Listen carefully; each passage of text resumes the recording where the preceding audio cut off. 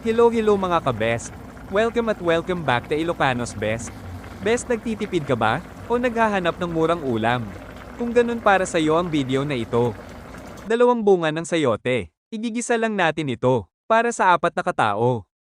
Sa mainit na mantika, halina at sabay-sabay tayong magsangkot siya.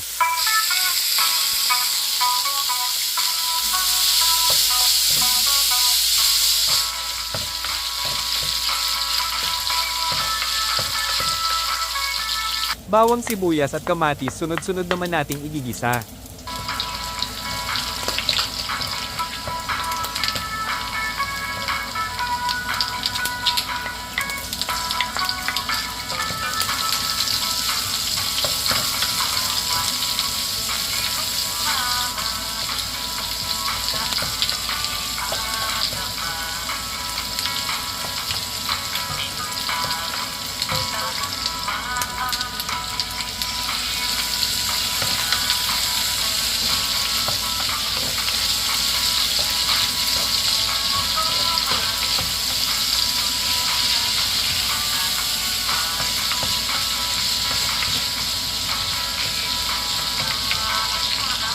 Timplahan ng paminta at patis, ayon sa panlasa.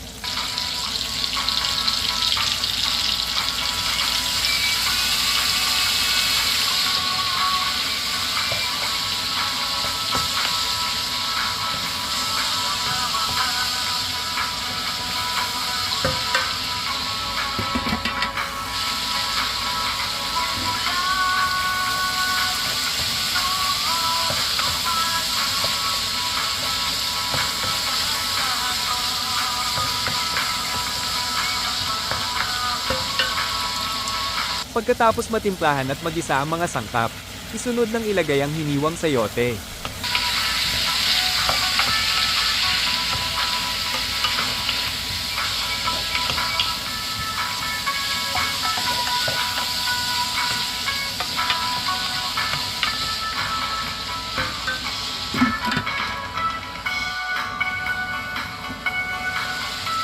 Dagdagan ng 2 cups na mainit na tubig.